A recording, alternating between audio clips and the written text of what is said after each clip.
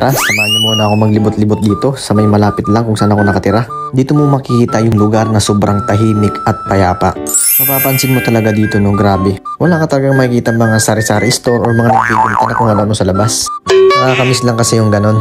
At ito pa, yung mga paliko or crossing na daan, merong mga salamin for safety. Kaya dito sa probinsya dito sa Japan, grabe, talagang mababa yung case nila sa mga accident kasi nga talagang yung mga tao or mga driver dito talagang sobrang sumusunod sila sa mga policy or batas nila sa may daan. Talagang meron silang speed limit na sinusunod dito.